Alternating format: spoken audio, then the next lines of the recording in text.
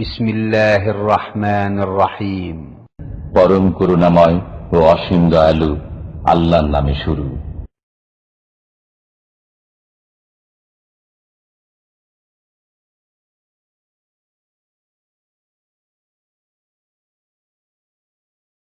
আসসালামু আলাইকুম ওয়া রাহমাতুল্লাহি ওয়া বারাকাতুহু। ইন্নাল হামদালিল্লাহ নাহমাদুহু ওয়া নাস্তাঈনুহু ওয়া নাস্তাগফিরুহু ওয়া নাউযু বিল্লাহি মিন শুরুরি আনফুসিনা ওয়া মিন সাইয়্যাতি আমালিনা। মান ইয়াহদিহিল্লাহু ফালা মুদিল্লা লাহু ওয়া মান ইউদ্লিলহু ফালা হাদিয়া লাহু। ওয়া আশহাদু আল লা ইলাহা ইল্লাল্লাহু ওয়াহদাহু লা শারীকা লাহু ওয়া আশহাদু আন্না মুহাম্মাদান আবদুহু ওয়া রাসূলুহু সাল্লাল্লাহু তাআলা আলাইহি ওয়া আলা আলিহি ওয়া সাহবিহি ওয়া সাল্লামা তাসলিমান কাসীরা। আম্মা বাদ, ফাকাদ ক্বালা আল মুআল্লিফ রাহিমাহুল্লাহু তাআলা বাবু মা জাআ ফিত তাতায়্যুর ওয়া কওলিল্লাহি তাআলা আলা ইন্নামা তায়িরুহুম ইনদাল্লাহ ওয়ালাকিন্না আকসারাহুম লা ইয়ালামুন ওয়া কওলিহি ক্বালু তায়িরুকুম মাআকুম আইন যুক্কিরতুম বাল আনতুম কওমুম মুসরিফুন। ওয়া আন আবি হুরায়রা রাদিয়াল্লাহু আনহু আন্না রাসূলুল্লাহ সাল্লাল্লাহু আলাইহি ওয়াসাল্লাম ক্বালা লা আদওয়া ওয়ালা তিয়ারাতা ওয়ালা হামাতা ওয়ালা সাফার আখরাজাহু যাদা মুসলিম ওয়ালা নাওআ ওয়ালা গুলা। সম্মানিত ভাতৃমণ্ডলী, আল্লাহ পাক রব্বুল আলামিন এর যাবতীয় প্রশংসা যে আল্লাহ পাক রব্বুল আলামিন আমাদের সৃষ্টি করেছেন এবং আমাদের হেদায়েত দান করেছেন এবং আমাদের হেদায়েতের জন্য কোরআনুল কারীম নাজিল করেছেন। তার রাসূল মুহাম্মদ সাল্লাল্লাহু আলাইহি সাল্লামকে শেষ নবী করে শেষ রাসূলকে প্রেরণ করেছেন, যার কথা কাজ অনুমোদন রাসূলুল্লাহ সাল্লাল্লাহু আলাইহি সাল্লামের হাদিস যা কোরআনের মতো মেনে নেওয়া ফরজ এবং সেই মোতাবেক কোরআন এবং হাদিস মোতাবেক জীবন গড়া ফরজ। আমাদের কিতাবুত তাওহীদের আজকের দর্শের বিষয়বস্তু হচ্ছে অলক্ষী বা কুলক্ষণ সম্পর্কে শরীয়তের বিধান, কোরআন এবং হাদিসের হুকুম কি এই সম্পর্কে লেখক রহমতুল্লাহ আলাইহি দুটি আয়াত নিয়ে এসেছেন কোরআন কারীমের, আর কয়েকটি হাদিস নিয়ে এসেছেন। এবং কারো মনে যদি কোনো কিছু সম্পর্কে কুলক্ষণের কথা জাগে, অলক্ষীর কথা এরকম সৃষ্টি হয়, মনে এরকমের সংশয় হয় অথবা ভয়ভীতি সৃষ্টি হয় যে কি হবে না হবে, তাহলে তাতে থেকে রক্ষার এবং আল্লাহর প্রতি আস্থা তাওয়াক্কুলকে মজবুত করার দোয়াও নবী করিম সাল্লাল্লাহু আলাইহি সাল্লাম শিখিয়েছেন। এই বিষয়গুলি আজকের দর্শে আসবে।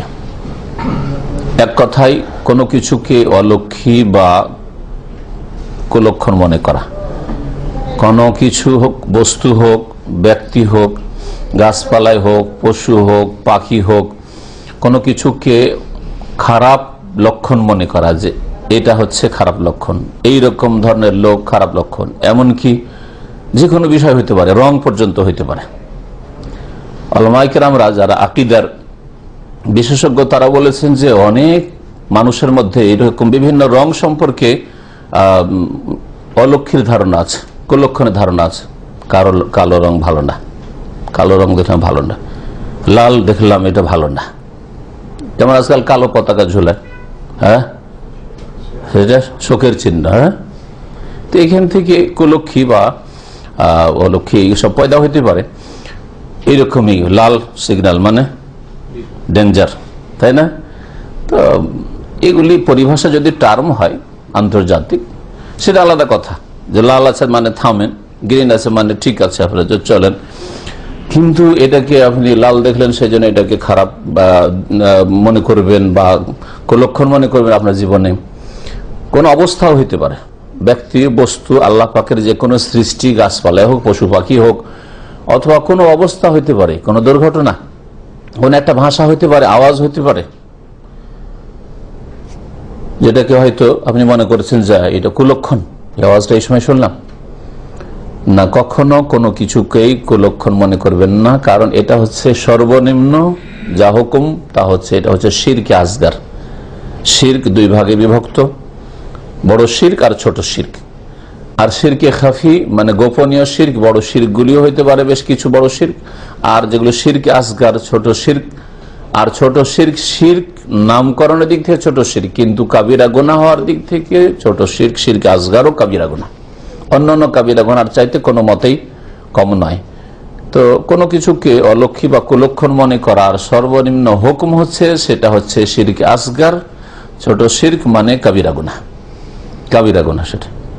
অন্যান্য কাবিরা গুনাহ ফাসিকদের জীবনে যা হয়ে থাকে, মদ খাওয়া, চুরি করা, বেঈমানি করা, আত্মসাৎ করা, ওয়াজিব ছাড়া, তার চাইতে কোনো দিক থেকে কম না। আর যদি এই বিষয়গুলির ওপর বা এইরকম অবস্থার ওপরই আস্থা হয় যে এইরকম যখন আমি দেখলাম বা জানলাম, তাহলে আমার কাজটা মোটেই ভালো হবে না, মোটেই ভালো হবে না। আর এটা এর উপরে নির্ভর করছে, এরকম অবস্থার ওপর বা এই ব্যক্তির ওপর বা এই লক্ষণের উপর নির্ভরশীল, তাহলে আল্লাহর উপর মোটেই আস্থা নেই। আল্লাহর উপর যদি মোটেই আস্থা না থাকে তো বড় শিরক। আল্লাহ ছাড়া অন্যের উপর আস্থা ভরসা করা যদি পুরোপুরি হয় তাহলে বড় শিরক। আর ছোট শিরক কখন হবে? যদি আল্লাহর উপরই ভরসা আমাদের আছে, মুসলিম আল্লাহর উপর ভরসা আছে, যদি সত্যিকার মোটামুটি মুসলিম হয় চলার মতো আকীদার ক্ষেত্রে, তো আল্লাহর উপর ভরসা আছে। বড় শিরকি আকীদা যদি না রাখে তাহলে, কিন্তু মনে করে যে এগুলিও টোটকা ফটকা, এগুলিও হচ্ছে লক্ষণ ভালো মন্দ জানার, এগুলিও এর কারণ, বিপদ আপদের কারণ হচ্ছে এরকম খারাপ কিছু দেখা, খারাপ অবস্থা তৈরি হওয়া। তাহলে যেটা কারণ নয় বিপদ আপদের, বালা মুসিবতের, ভবিষ্যৎ অন্ধকার হওয়ার, ভবিষ্যতে কামিয়াব হবো না, সফরে যাচ্ছি সফর ভালো হবে না, চাকরিতে যাচ্ছি, বিদেশে যাচ্ছি, বিদেশ থেকে হয়রান হয়ে ফিরে আসতে হবে, এগুলির কারণ নয়, সেগুলিকে কারণ মনে করলেন। যার ফলে একটা নীতিমালা এর আগে অনেকবারই বলেছি, যেটা আল্লাহ পাকের সৃষ্টিগত কারণ নয় আর শরীয়তগত কারণ নয়। সৃষ্টিগত কারণ বেশ কিছু জিনিস আল্লাহ সৃষ্টি করেছে, যেগুলিতে কি রয়েছে, এটা তাসির, প্রতিক্রিয়া রয়েছে। যেমন ওষুধ পানি, ওষুধ পানি প্রত্যেকটা ওষুধের মধ্যে কিছু বৈশিষ্ট্য আছে যে এই রোগগুলির ক্ষেত্রে ওইগুলি ব্যবহার করলে এটা হচ্ছে রোগ উপশমের উপায়, কারণ। এটা হচ্ছে সৃষ্টিগত কারণ। হ্যাঁ, পানি পান করলে পিপাসা দূর হয়, এটা হচ্ছে সৃষ্টিগত কারণ। আল্লাহ পানির মধ্যে এই সৃষ্টি ক্ষমতা রেখেছেন যে পানি পান করলে কি হয়, পিপাসা দূর হয়, সৃষ্টিগত কারণ। আগুনের মধ্যে জ্বালিয়ে দেওয়ার আল্লাহ ক্ষমতা রেখেছে, আগুনে কেউ হাত দিলে অথবা কোনো কিছু দিলে জ্বালাবে আগুন। যদি আগুনের উপরে আপনি কিছু দেন তাহলে আপনার রান্না হবে, পাকশাক হবে। এগুলো হচ্ছে সৃষ্টিগত কারণ। আর একটা হচ্ছে শরীয়তগত কারণ, মানে শরীয়তে বলা হয়েছে যে এই কারণে এই হয়, এই কারণ এই হয়। শরীয়তে এমন কথা বলা হয়নি। যদি একটা ডোমচামারকে সকালবেলা দেখে নিলে ভাগ্য খারাপ হয়ে যায়, সকালবেলা ডিউটি যাচ্ছে, একটা মারাত্মক অ্যাক্সিডেন্ট দেখলাম, সেই জন্য আজকের দিনটা খারাপ হয়ে যাবে।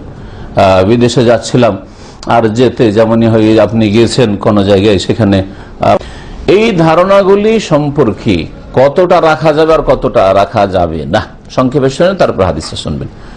যদি কেউ মনে করে যে আল্লাহ পাক রব্বুল আলামিনই রোগের মালিক, শেফার মালিক, আল্লাহ পাক রব্বুল আলামিনের ইচ্ছার বিরুদ্ধে যদি রোগীর পাশেও থাকি, যে রোগগুলিকে সংক্রামক বলছে মেডিকেল সায়েন্সে, হ্যাঁ, যেগুলিকে ভাইরাস বলছে, ভাইরাস ওয়ালার পাশেও যদি থাকি, আল্লাহ যদি না চান তাহলে আমাকে রোগ ধরতে পারে না। তবে আল্লাহ চাইলে হতে পারে। যদি এইরকম মনে করে তাহলে এটা ঠিক আছে, এইরকম যদি মনে করে তাহলে এটা ঠিক আছে, শরীয়তে এর দলিল প্রমাণ রয়েছে। আল্লাহ পাক কিছু রোগ এইরকম করেছেন যে রোগগুলির মধ্যে সাধারণত এইরকম কিছু গুণ আছে যে আশেপাশে থাকলে বা চলাফেরা করলে হয়ে যাওয়ার সম্ভাবনা আছে। হয়ে যাবে যদি বলেন তাহলে শিরক, আর হয়ে যাওয়ার সম্ভাবনা আছে, ধরে নেওয়ার সম্ভাবনা আছে যদি বলেন তো হতে পারে। এই জন্য নবী করিম সাল্লাল্লাহু আলাইহি সাল্লাম যেসব দেশে বা অঞ্চলে এলাকায় মহামারী রয়েছে বা এমন কোন রোগ শুরু হয়েছে যেগুলি ভাইরাসের রোগ মনে করা হচ্ছে, তো ওই এলাকায় যেতে নিষেধ করেছে, ওই এলাকায় যেতে নিষেধ। এই মর্মে অনেক হাদিস রয়েছে এই বিষয়টার উপর। এটা একটা বিষয় মনে রাখবেন। আপনি আপনার দেশে আছেন আর যে দেশে যেতে চাইছেন সেই দেশে হঠাৎ করে শুনছেন এইরকম মহামারী, হ্যাঁ, ফ্লু, সোয়াইন ফ্লু, আর কি বলছে আজকাল করোনা যেমন বলা হচ্ছে। যদি এটা ব্যাপক আকার ধারণ, সাধারণ যদি একটা দুটো হয়তো এটা মহামারী নয়, কিন্তু ব্যাপক আকার যদি ধারণ করে তাহলে না, নবী সাল্লাল্লাহু আলাইহি ওয়াসাল্লাম নিষেধ করেছেন যেতে। কারণ ওখানে গিয়ে যদি আল্লাহ না করে হয়ে যায় আল্লাহর ইচ্ছাতে আপনার মধ্যে এই আকীদা পয়দা হয়ে যাবে, শিরক রাস্তা নিবে, শয়তান রাস্তা নিবে, যারে যদি না আসতাম দেশ থেকে তো এরকম হইতো না, আমাকে এই সময়টাই চলে আসলাম, আমাকে এরকম হয়ে গেল, ঈমান হারা হয়ে যাবেন, বুঝছেন না? অথচ আল্লাহ দিয়েছেন। অনেক মানুষ এখানে লাখ লাখ মানুষ বাস করছেন ধরেন ওই সমাজে, তাদের কেন হচ্ছে না? আর আপনি আসেন আপনাকে হয়ে গেল 1001টা বা 10,001টা, তাই না? তো ঈমান খারাপ হওয়ার আশঙ্কা আছে। ওই জন্য কোথাও যদি মহামারী থাকে যাবেন না সেখানে, আগে যদি শুনতে পান। আর যদি কোথাও বসবাস করেন ওখানে মহামারী চলে, আপনার গ্রামে আল্লাহ না করে শুরু হয়েছে কি বলবেন, একটা মহামারী বলেন, যেমন প্লেগ তো আম কথা, এটাই শুরু হয়েছে, অথবা কলেরা শুরু, আগে যে কলেরা ছিল, বসন্ত আরো কিছু শুরু হয়েছে, তো এইরকম কিছু শুরু হয়েছে, আজকালকার নতুন নতুন যেগুলো ভাইরাস আছে শুরু হয়েছে, তাহলে আপনি এই ভয় পালায়েন না যে নারী গ্রামে শুরু হয়েছে, আমাকে কখন হয়ে যায়, পালা এখান থেকে চল, শহরে চল, না দেশের বাইরে চলে যা, পয়সার তো অভাব নেই, চল, আর বাংলাদেশে থাকছে না, চল থাইল্যান্ডে চল, চলে যায়, এখন মিডল ইস্টে চলে যায়, দেশ থেকে বেরিয়ে যায়, না নিষেধ করেছে রাসূলুল্লাহ সাল্লাল্লাহু আলাইহি ওয়াসাল্লাম, যাবে না, কারণ আল্লাহ না করে তোমার মধ্যে ওই অসুখ হয়ে গেছে হয়তো, আর ওই অসুখটা নিয়ে পালালে, নিয়ে গিয়ে আর একটা দেশকে খারাপ করে দিল, বরবাদ করে দিল, হতে পারে এরকম।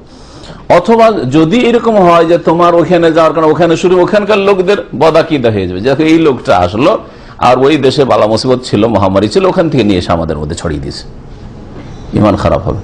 যার ফলে এই দুটো কথা মনে রাখবেন, শুরু হয়ে গেছে সবুর করে, আল্লাহ যা ভাগ্যে রেখেছে, গ্রাম থেকে পালাবো না, জি বাড়িতে শুরু হয়ে গেছে, ধৈর্য ধরে ইমান মজবুত রাখেন, আল্লাহর উপর আস্থা তাওয়াক্কুল মজবুত রাখেন। আর যদি কোনো দেশে হয়ে থাকে খবর পেয়েছেন, যায়েন না। এখন নবী সাল্লাল্লাহু আলাইহি ওয়াসাল্লাম কি বলছেন যে সংক্রামক কোনো ব্যাধি নেই, মানে এইরকম জাহিলি যুগের আকীদা যা আজকাল অনেক মুসলিমদের মধ্যে আছে, যে না এই ব্যাধি আল্লাহর পাশে থাকলেই, আমাকে বসলেই, হাঁচি পড়েছে লোকটার পাশে নামাজ পড়লেই এই ভাইরাস ধরে নেবে, তাহলে শিরক লা দুয়া। নবী সাল্লাল্লাহু আলাইহি ওয়াসাল্লাম নাই, কুলক্ষণ মনে করলেন আপনি এই অবস্থাটাকে, সুতরাং এটা শিরক। আর যদি মনে করেন যে কখনো কখনো হয়ে যেতে পারে আল্লাহ ইচ্ছা করলে, তাহলে আপনি যতদূর পারবেন সতর্ক থাকেন। ওয়ালা তেয়ারা, আর এটা হচ্ছে আম সাধারণ কথা, কোন অলক্ষী বা কুলক্ষণ নেই, যেটা আজকের মূল বিষয়বস্তু। আর ওর মধ্যে এক এক ধরনের রয়েছে অলক্ষী বা কুলক্ষণ, ওগুলোর কয়েকটা আর এখানে উল্লেখ করেছেন। ওয়ালা হামাতা, আর পেঁচা যে কুলক্ষণ বা অলক্ষী এইরকম কিছু শরীয়তে নেই, পেঁচা বা পেঁচার ডাক, আরব জাহিলিয়াতের যুগের কথা, পেঁচার ডাক শুনলে সেটা চালিয়ে দেয়, পেঁচার ডাক শুনলে তারা মনে করতো যে না বিপদ আছে, পেঁচা যদি দেখে নিয়েছে কোনো গাছপালায় বা কোথাও এলাকায়, তো বলছে কোনো বিপদ আপদে নিয়ে এসছে। আর সুবহানাল্লাহ 1400 বছর পার হয়ে চলে গেছে, আরব জাহিলিয়াত আরব মুশরিকদের মধ্যে বদ আকীদা শিরকি আকীদা ছিল, আজ ভারত বাংলাদেশেই আকীদা রয়েছে, মুসলিমদের মধ্যে রয়েছে। কেমন মুসলিম যে ওই আকীদাই পোষণ করে, ওই ভ্রান্ত বিশ্বাসের যে ভ্রান্ত বিশ্বাস আবু জাহাল আবু লাহাবদের ছিল, চিন্তা করেন তো দেখি। আমি শুনেছি, ছোটকালে শুনতাম বুড়িগুলোর কাছ থেকে, যদি একটা পেঁচার ডাক রাতে, পেঁচার ডাকটা একটু ভয়ঙ্কর লাগে তাই না, কেমন যেন লাগে, মানে একটু মানে সাধারণ পাখির মতো তো নাই, সেই জন্য যদি এরকম ডাক শুনেছি ছোটকালে থেকে, আমরা এই কথাটা শুনতাম, কাকে যে নিতে এসছে, কোন বিপদ যে নিয়ে এসছে, কার বাড়ি যে আসবে, আল্লাহু আকবার, মনে হচ্ছে যে পেঁচে মালাকুল মউত কাকে নিয়ে যাবে, অথবা 5 পেঁচা আলেমুল গায়ব, পেঁচা জানেন যে কাকে নিব না নিব, পেঁচার মধ্যে ক্ষমতা আছে, দেখেন বড় শিল্প পৌঁছিতে পারে।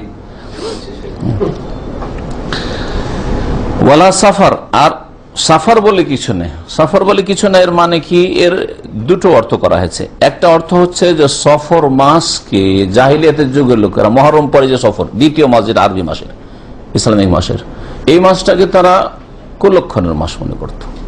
এই মাসে বিবাহ শাদী হলে টিকবে না, এই মাসে ব্যবসা বাণিজ্য শুরু করলে খারাপ হয়ে যাবে, লস খেয়ে যাবে, এই মাসে যে কিছু একটা হোক না কেন কাজ হবে না, বিদেশ যাবেন খারাপ হয়ে যাবে, না না সফর মাসে আর কোথাও যাওয়া যাবে না। এখন পর্যন্ত এই জাহিলিয়াত অনেকের মধ্যে মওজুদ আছে, যার ফলে লক্ষ্য করে দেখুন সারা বছরে প্রত্যেকটি মাসে ওমরার ভিড়ভাড় থাকে, কারণ সফর করে আসে, মক্কা মদিনায় ভিড়ভাড় থাকে, শুধু মুহররম আর সফর এই দুটো মাসে কম থাকে। ওই রকম দুর্বল ইমানের মানুষরা মুহররম সফরে সফর করতে চায় না। এক শ্রেণীর গোমরা রয়েছে, মুহররমে এই জন্য সফর করেন, ওটা ওদের শোক মাতমের মাস, তো শোক করবে তো রাস্তাঘাটে সফর কেমন করে করে, বাড়িতেই শোক করে, আর বুক চাপড়ায়, আর নিজেকে জখম করে, খুন করে, এই গুমরাহিতে এক শ্রেণীর লোকেরা রয়েছে, যার ফলে মুহররম মাসে সফর করেন এরা, ওদেরকে পাবেন না। আলহামদুলিল্লাহ, ওদেরকে আবার ওই মক্কা মদিনায় মুহররম মাসে পাওয়া যায় না, বাড়িতে শোক করে, দেশেই শোক করতে থাকে। আর সফর মাসে সফর করলে কুলক্ষণ, যার ফলে অনেকে যায় না। যেই রবিউল আউয়াল মাস, আমি ভালোভাবে পরীক্ষা করে দিয়েছি দীর্ঘদিন, আজ 24-25 বছর আবার সৌদি আরব হয়ে যাচ্ছে। মহরম সফরে গেলে একেবারে ফাঁকা ফাঁকা পাওয়া যায়, হাজিরা সদ আরামে চুমো দেওয়া যায়, কিন্তু তারপর রবিউল আউয়াল মাস পড়তে গিয়েছি আল্লাহ ভিড় শুরু হয়ে গেছে। কেন? তার মানে যারা আসছে আল্লাহর ঘরে যে তাদের মধ্যে এইরকম শিরকি বিদাতি আকীদা রয়েছে। কুলক্ষণ মনে করো সফর মাসকে, এই জাহিলিয়াত এখন মজুদ রয়েছে।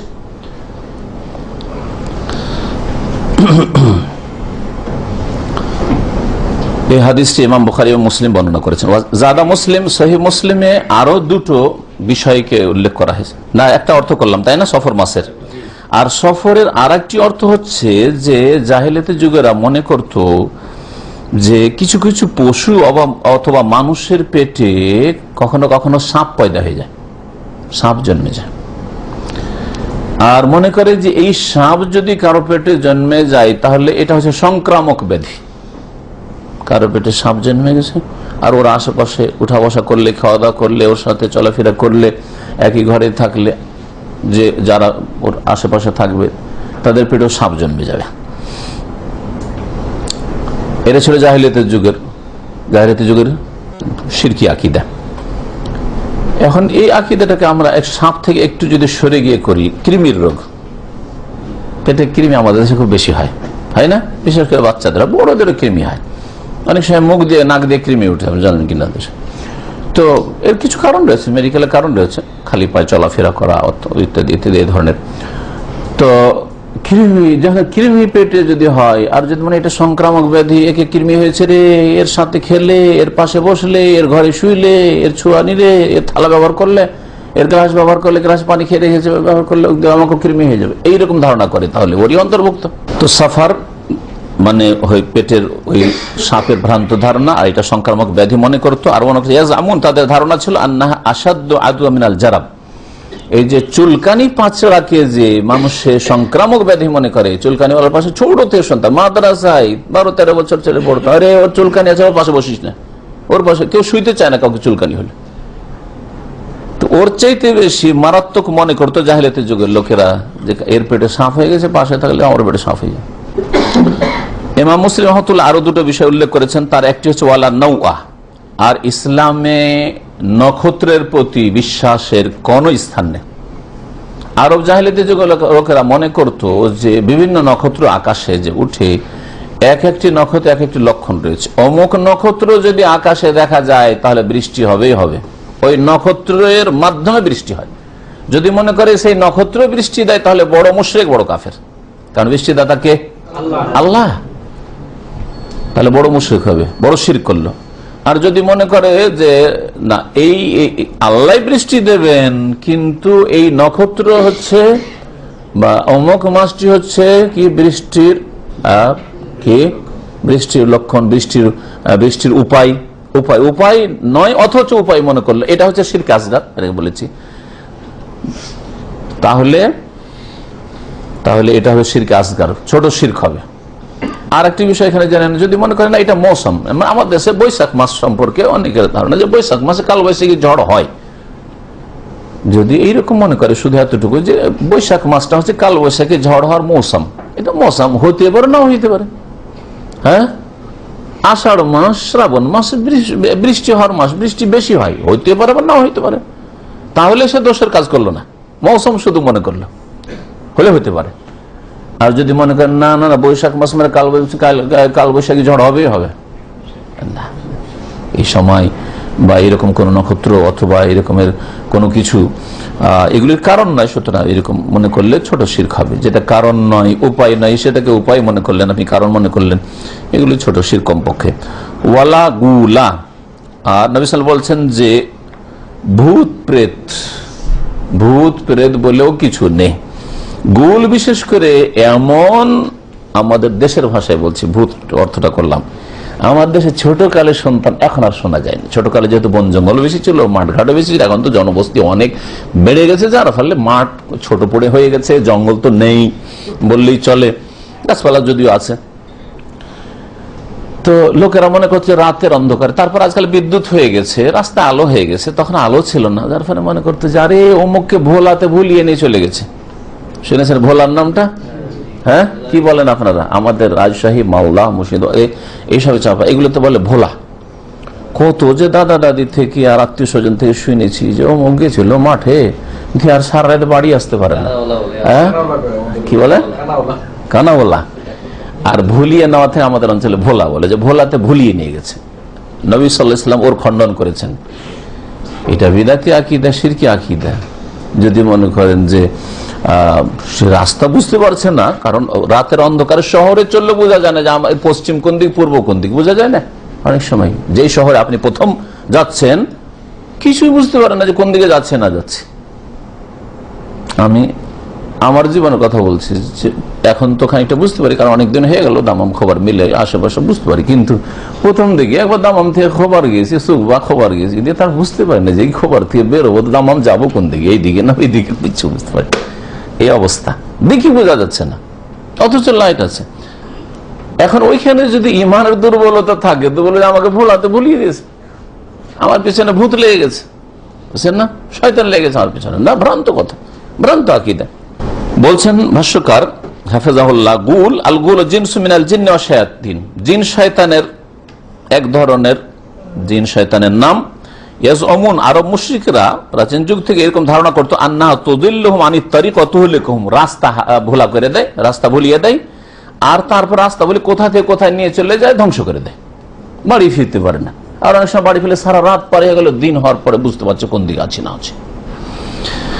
ফাজাআল হাদিস বিইবতালি যালিক, এই হাদিস এসেছে এই বাতিল ভ্রান্ত আকীদার খণ্ডনের জন্য। এইরকম কিছু নেই। ওয়াবায়ান আন্নাহা লা তাসতাতিউ আন তুযিল্লা আহাদান আও তুহলিকাহু, কোন জিন শয়তান কোন মানুষকে রাস্তা ভুলিয়ে দিতে পারে না অথবা ধ্বংস করতে পারে না যদি আল্লাহ না চান। আল্লাহ মানুষকে দিয়ে, মানুষকে কখনো মানুষের হাতে খুন হয় না, মানুষের হাতে ক্ষতিগ্রস্ত হয় না। হ্যাঁ, ওই রকমই জিন শয়তান দিয়ে ক্ষতিগ্রস্ত কেউ হইতে পারে। কিন্তু এইরকম কিছু আছে, গোল নামক জিন আছে, শয়তান আছে, ভূত পেরেত আছে যারা রাস্তা ভুলিয়ে দেয় ইত্যাদি, এসব ভ্রান্ত আকীদা।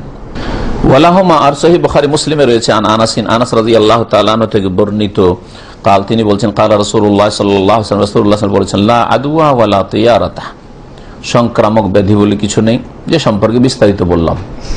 যদি মনে করেন যে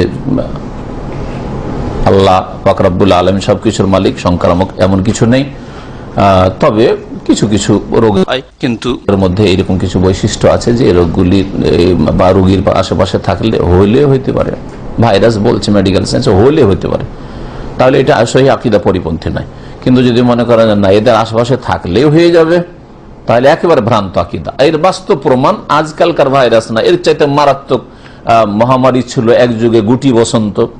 আমরা যখন ছোটকালে তখন গ্রামে গ্রামে ঢোল পিটিয়ে বেড়াইতো সরকারের পক্ষ থেকে, আর বলতো গুটি বসন্তের খবর দেন, 1000 টাকা জিতে নিন, বলতো, মনে আছে, মুখস্থ আছে ছোটকালের কথা। তো তার মানে কেউ যদি শুধু সংবাদ দিতে পারে যে এই গ্রামে একটা গুটি বসন্ত হয়েছে, তাহলে 1000 টাকা পুরো সরকারের কাছে পাবে। তার মানে দেশ থেকে এই মহামারীকে তাড়াচ্ছি, আর থাকবে না, টিকার মাধ্যমে, বিভিন্ন যে টিকাগুলি হইতো। তারপর কলেরাও চলে গেছে, এখন আছে ডায়রিয়া, এই ধরনের কিছু আছে। ওইটা যদি মারাত্মক মহামারীর আকার ধারণ করে তো হয়তো কলেরা হইতে পারে। আলহামদুলিল্লাহ এগুলো নেই। তো সেই যুগে আমার মনে পড়ছে, আমি তখন মাদ্রাসার ছাত্র, কলেরা এসছে গ্রামে, সেই গ্রামে আমি আছি, থেকেছি মামাদের গ্রামে, ছাত্র জীবন পড়াশোনা করেছি। ওই গ্রাম থেকে 5-7 জন মারা গেছে, আর কয়েক হাজার লোক বাস করে, বিশাল গ্রাম, কয়েক হাজার লোক বাস করে। বাকিগুলো তো যদি সংক্রামক ব্যাধি থাকতো সবগুলিকে নিয়ে যেত। তারপর ওই বাড়ি, এক বাড়িতে 1-2 করে মারা গেছে, এক বাড়িতে 2-3 মারা গেছে, আর কোন এক বাড়িতে একটা, আরেক বাড়িতে আরেক, হয়তো এইভাবে মারা গেছে।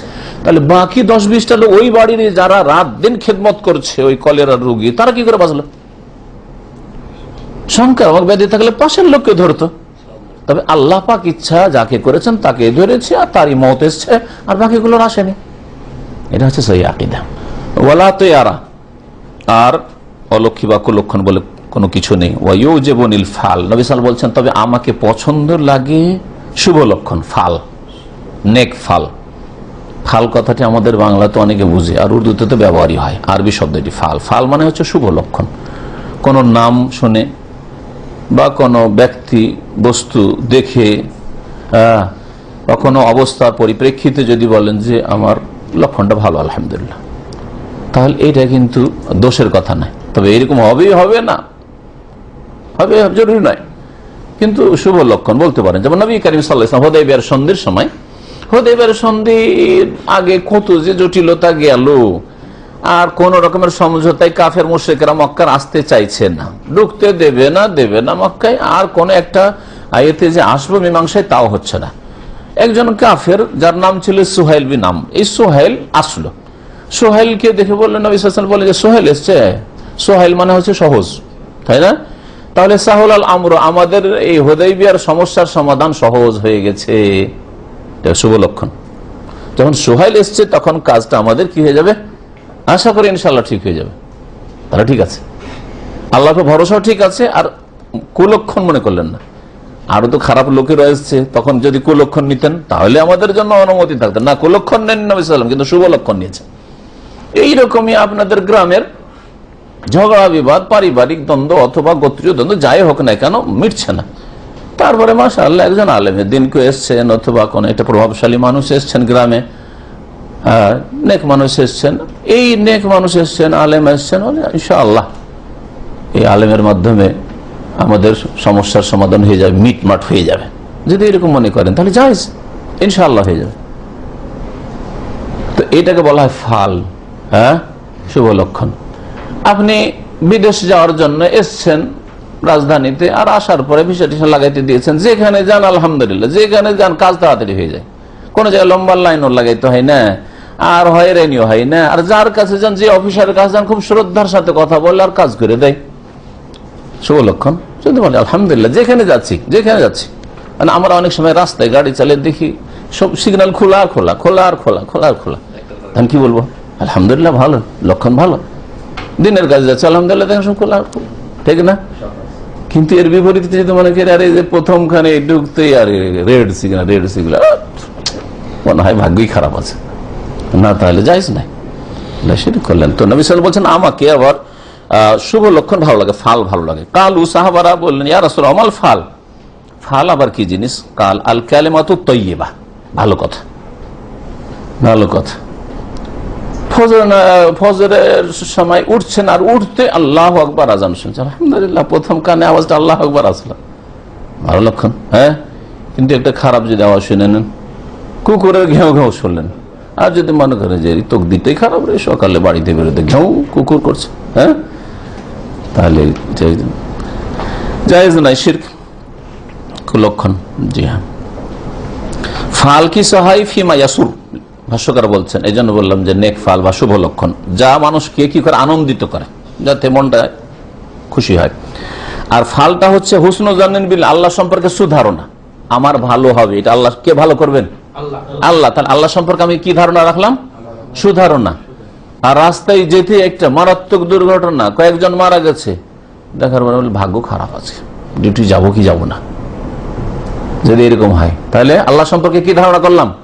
কুধারণা, যে এদের দুর্ঘটনা হয়েছে, আমারও হইতে পারে। আল্লাহ সম্পর্কে কুধারণা, আল্লাহ সম্পর্কে কুধারণা কুফর পর্যন্ত পৌঁছাইতে পারে।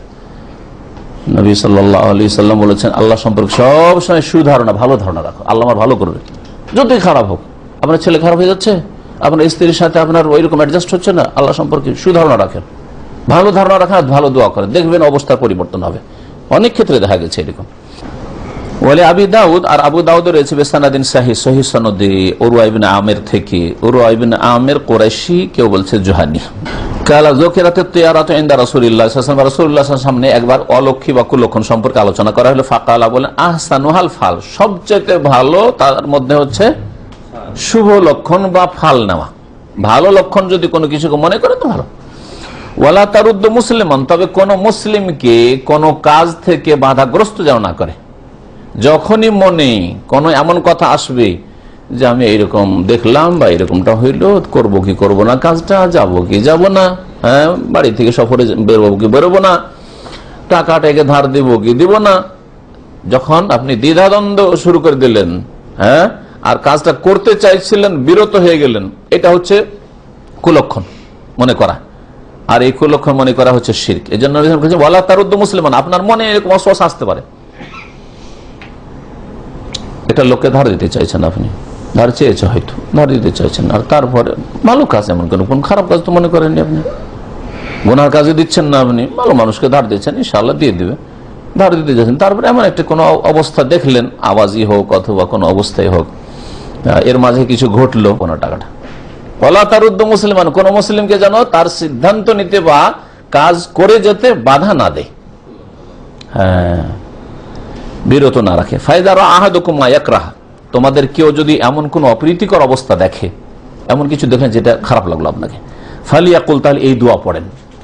শয়তান ওয়াসওয়াসা দিতে পারে যে তোর মনে হয় ভালো হবে না, খারাপই হবে রে, তখন এই দোয়া, আল্লাহুম্মা লা ইয়াতি বিল হাসানাতি ইল্লা আনতা, হে আল্লাহ, কল্যাণ মঙ্গল তোমার ছাড়া কেউ নিয়ে আসতে পারে না, ওয়ালা ইয়াদফাউ সাইয়্যাতি ইল্লা আনতা, আর অমঙ্গলকে, অমঙ্গলকে, অনিষ্টকে তোমার ছাড়া কেউ দূরীভূত করতে পারে না, তুমি দূর করবে, কোনো অমঙ্গল যেন না আসে আর কল্যাণ যেন আমার জীবনে আসে।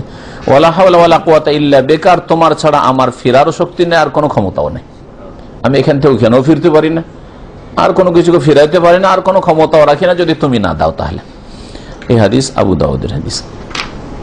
তো একটা দোয়া শিখলেন তাহলে, হ্যাঁ, কোনো লক্ষণ নেই, আর মনে যদি কিছু আসে, এইরকম মনে যদি আসে শুধু, আর সেটাকে ধরে না রাখেন, তাহলে গুনাহগার হবেন না।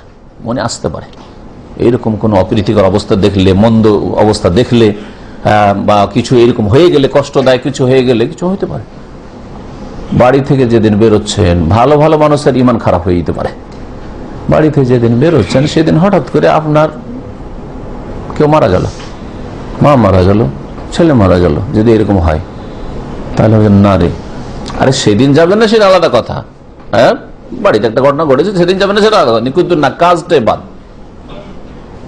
কাজটাই বাদ, আর যাবোই না। কারণ যখন এইরকমটা হলো, বের হচ্ছিলাম, ওই দিনে আমার মা মারা গেল, আমার ছেলেটা মারা গেল, বা একটা দুর্ঘটনা বাড়িতে ঘটেই গেল, বা আজকে রাতের বাড়িতে চুরি হয়ে গেল, যাবোই না। যদি এরকম হয় তাহলে শিরক, এটা জায়েজ নয়। নবী করিম সাল্লাল্লাহু আলাইহি সাল্লাম যখন ওসামার নেতৃত্বে রাদিয়াল্লাহু আনহু, আর তার অধীনে 18 বছরের ছেলে, প্রধান সেনাপতি, কমান্ডার তিনি, আর আবু বকর ওমর যাচ্ছেন জোরফ, এখন মদিনার ভিতরে একটা মদিনার মহল্লার নাম, আজকে থেকে 25 বছর আগে আমরা দেখেন জোরফটা একেবারে এক সাইডে ছিল, এখন মদিনার ভিতরে পড়ে গেছে জোরফ। জোরফ নামক স্থানে পৌঁছেছেন এই সেনাবাহিনী, সে শাম দেশের উদ্দেশ্যে জিহাদ করার জন্য, আর নবী সাল্লাল্লাহু আলাইহি ওয়াসাল্লাম ইন্তেকালের খবর চলে আসলো।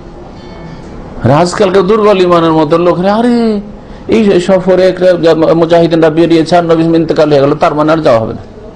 আবু বকর রাদিয়াল্লাহু আনহু খলিফা হওয়ার পর কি করেছেন?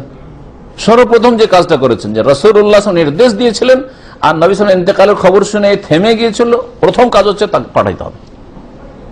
ওয়ালা তারুদ্দু মুসলিমান, কোন মুসলিমকে তাদের কাজ করতে যেন বাধা না দেয়, কোনো কিছুকে লক্ষণ মনে করা। তো মনে যদি না ধরে রাখেন, মনে আসলো উড়িয়ে দিলেন আর আল্লাহর উপর ভরসা করলেন, তাহলে লা ইয়াদুর, কোনো ক্ষতি নেই, বাল ইউযহিবুহুল্লাহ বিতাওয়াক্কুল, আল্লাহর ভরসা করলে তা দূর হয়ে যাবে। আল্লাহর উপর ভরসা করা ফরজ, আর আল্লাহ ছাড়া অন্যের উপর আস্থা ভরসা রাখি না, এই বিষয় থেকে, এইরকম ভ্রান্ত আকীদা থেকে সম্পর্ক ছেদ করা, সম্পর্ক ছেদের ঘোষণা করা ফরজ, লা হাওলা ওয়ালা কুওয়াতা ইল্লা বিল্লাহ বলার মাধ্যমে। ওয়ান ইবনে মাসউদিন মারফুআন, আব্দুল্লাহ বিন মাসউদ রাদিয়াল্লাহু তাআলা মরফু বর্ণিত, আত্মীয়ারাতু শিরকুন, নবী সাল্লাল্লাহু আলাইহি ওয়াসাল্লাম বলেছেন যে কোনো কিছুকে অলক্ষী বা কুলক্ষণ মনে করা হচ্ছে শিরক, আত্মীয়ারাতু শিরকুন দুইবার বলেছেন। তাহলে কোনো কিছুকে অলক্ষী বা কুলক্ষণ মনে করা শিরক, এ কথা কার? কোন আলেমের, ইমাম সাহেবের? আমার দেখেন হাদিস, আব্দুল্লাহ বিন মাসউদ বর্ণনাকারী প্রখ্যাত সাহাবী, আর মারফু রাসূলুল্লাহ সাল্লাল্লাহু আলাইহি ওয়াসাল্লামের বাণী, দুইবার করে আত্মীয়ারাতু শিরকুন, আত্মীয়ারাতু শিরকুন। এই হাদিস দ্বারা প্রমাণিত হয় যে কোনো কথা যদি গুরুত্বপূর্ণ হয় তাহলে একাধিকবার রিপিট করা, 2বার 3বার রিপিট করা বাঞ্ছনীয়, কারণ মন্দ কাজ নয়। মানে সে মনে করি একটা কথা বারবার বলার প্রয়োজন বা কি, বিরক্তিকর না। গুরুত্বপূর্ণ যে পয়েন্টটা, ওইটা কয়েকবার বলেন, যাতে করে মানুষের মগজে বসে যায়, ভালো করে বুঝে নেই, হয়তো একবার শোনেনি, ঝিমাচ্ছিল অথবা অমনোযোগী ছিল। নবী সাল্লাল্লাহু আলাইহি ওয়াসাল্লাম এরকম বহুবার করেছেন। এই ক্ষেত্রে নবী সাল্লাল্লাহু আলাইহি ওয়াসাল্লাম হাদিসের ব্যাখ্যা, ইযা তাকাল্লামা সালাসান, নবী সাল্লাল্লাহু আলাইহি ওয়াসাল্লাম যখন কথা বলতেন একটা কথা 3বার, প্রত্যেকটা কথা 3বার নয়, কিন্তু গুরুত্বপূর্ণ পয়েন্টগুলি 3বার করে বলতেন, 2বার কমপক্ষে। ওমা মিন্না ইল্লা, আর আমাদের মধ্যে এমন কেউ নেই যে যার মনে এই ধরনের কথা সৃষ্টি হয় না। প্রত্যেকের মনে কোনো অপ্রীতিকর কিছু দেখলে বা অবস্থা হলে হতে পারে, এই কথাটি রাসূলুল্লাহ সাল্লাল্লাহু আলাইহি ওয়াসাল্লামের নয়, কারণ নবী সাল্লাল্লাহু আলাইহি ওয়াসাল্লামের মধ্যে এটা হইতে পারে না। হতে পারে আব্দুল্লাহ মাসউদের মধ্যে। এই জন্য শেষখানে বলছে যে এটা কেউ কেউ বলেছেন যে আব্দুল্লাহ মাসউদের কথা। তাহলে কতটুকু নবীর মরফু হাদিস? আত্মীয়ারাত শিরকুন এই পর্যন্ত। আর তারপরের যে বাক্যগুলি রয়েছে, দুটো বাক্য রয়েছে, ওমা মিন্না ইল্লা মানে কি, আমাদের মধ্যে এমন কেউ নেই যে ইল্লা ওয়াকা ফি কলবিহি শাইউম মিনহা, তার হৃদয়ে মনে এইরকম কথার উদ্রেক হতে পারে। কোনো কিছু খারাপ দেখলে বা খারাপ কিছু হইলে মনের মধ্যে একটা দ্বিধাদ্বন্দ্ব পয়দা হইতে পারে যে আরে এরকম কেন হয়ে গেল, এত খারাপ অবস্থা দেখলাম। হতে পারে এরকম। যখনই এরকম কথা আসবে তখন আল্লাহর ভরসাকে বাড়াবে। ওয়ালাকিন্নাল্লাহ ইউযহিবুহু বিতাওয়াক্কুল, তবে আল্লাহ পাক তার অনিষ্টকে দূর করে দেবেন আল্লাহর উপর তাওয়াক্কুল, আস্থা ভরসা করলে। আল্লাহর উপর ভরসা বাড়াবে। মালিক আল্লাহ, এসব কোনো কিছুই না।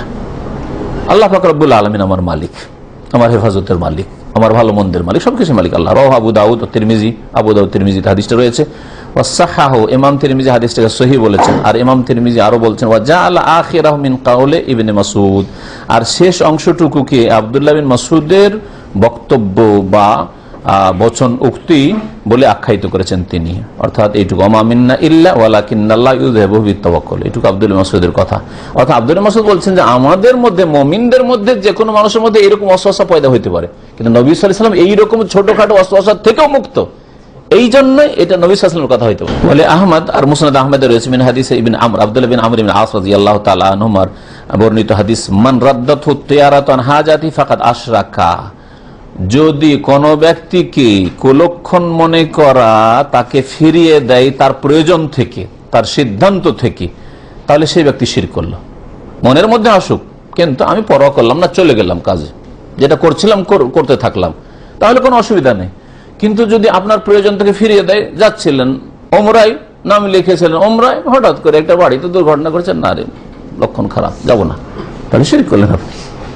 হ্যাঁ, যাকে তার কুলক্ষণ মনে করা কি করলো, ফিরিয়ে দিল, রাদ্দাথু আনহাজাতে, তার প্রয়োজন থেকে, যেটা প্রয়োজন ছিল, এখানে যাওয়ার ছিল, যেটা বলার ছিল, যেটা করার ছিল, ফাকাদ আশরাকা, সেই ব্যক্তি শিরক করলো। কালু ইয়া রাসূলুল্লাহ, সাহাবীরা বলেন হে আল্লাহর রাসূল সাল্লাল্লাহু আলাইহি ওয়াসাল্লাম, মা কাফারাতু যালিকা, এর কাফারা কি? কারো মনে যদি এরকম ওয়াসওয়াসা পয়দা হয়েই যায়, একটু হইলো, তাহলে এর কাফারা কি, গুনার মোচন কি হবে?